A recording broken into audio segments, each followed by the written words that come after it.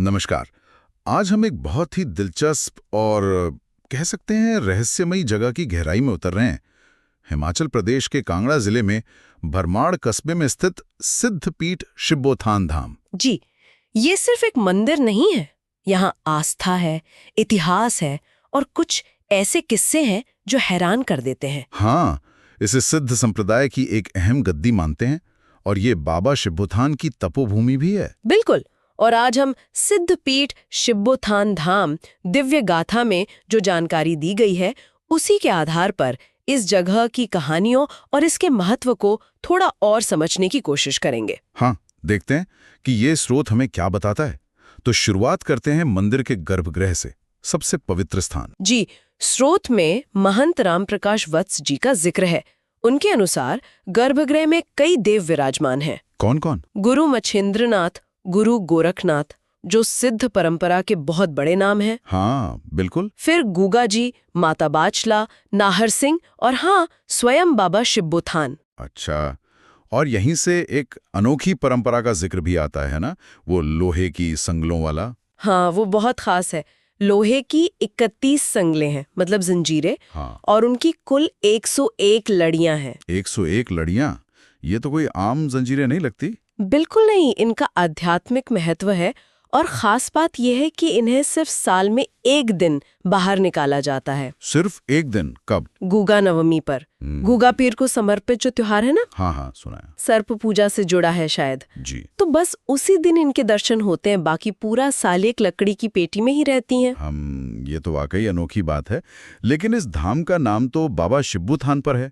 उनकी क्या कहानी है? स्रोत क्या कहता है? स्रोत बताता है कि ये कहानी कोई आज की नहीं, लगभग 600 साल पुरानी है। पास में गांव है सिद्धपुर थाड़। अच्छा। वहां आलमदेव जी के घर शिब्बू नाम के एक बालक ने जन्म लिया, पर कहते हैं कि वो जन्म से दिव्यांग थे। ओह। बड़े होने पर वो घर छोड़कर पास के जंगल में चले गए। घना जंगल था। और वहां उन्होंने तपस्या शुरू की।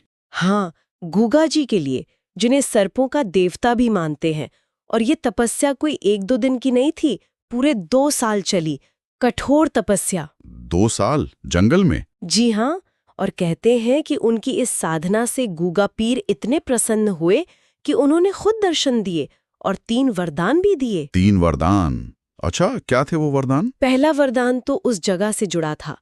गुगा जी ने कहा कि ये जगह जहाँ शिब्बू ने तप किया, अब से शिब्बोथान यानी शिब्बू के स्थान के नाम से जानी जाएगी। अच्छा, तो धाम का नाम ऐसे पड़ा। और दूसरा? दूसरा वरदान शिब्बू को एक खास पहचान और शक्ति देने वाला था।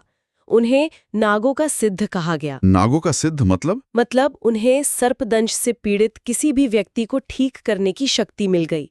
चमत्कारिक शक्ति। वाह, ये तो उस इलाके के लिए बहुत बड़ी बात रही होगी। हाँ। और तीसरा वरदान वो क्या था?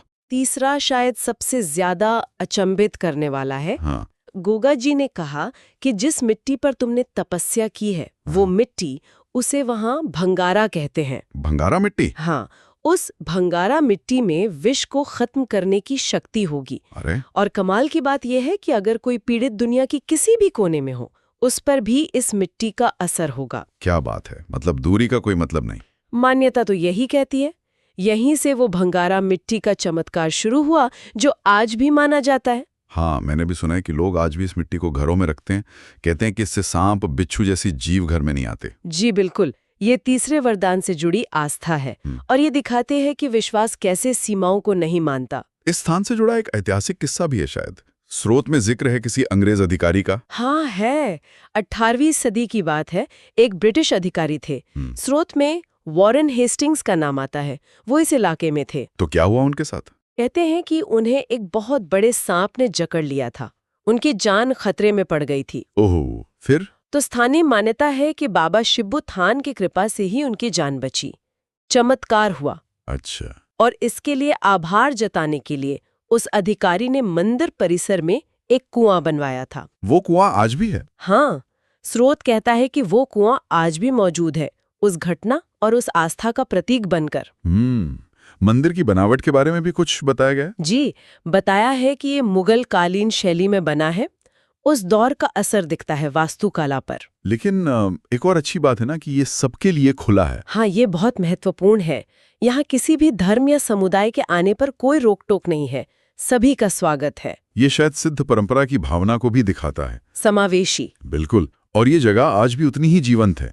हर साल गुगा नवमी पर हजारों लोग आते हैं उन्हीं संगलों के दर्शन करने। हाँ, संगलों के दर्शन करने और बाबा का आशीर्वाद लेने। ये दिखाता है कि वो चमत्कार और विश्वास की कहानियां आज भी लोगों के दिलों में जिंदा हैं। तो कुल मिलाकर शिबोथान धाम सिर्फ इतिहास नहीं है, ये श्रद्धा और विश्वास का एक जीता जागता केंद्र है, जहां चमत्कार आज भी महसूस किए जाते हैं। सही कहा। और जाते जाते श्रोताओं के लिए एक सवाल छोड़ जाते हैं। हाँ, स्रोत का ये कहना कि तपस्थली की मिट्टी, वो भंगारा, हजारों मील दूर बैठे इंसान पर भी असर कर सकती है। ये विश्वास आस्था की अपनी शक्ति और उसकी सीमाओं के बारे में क्या सोचने पर मजबूर करता है, इस पे जरूर विचार कीजिएगा।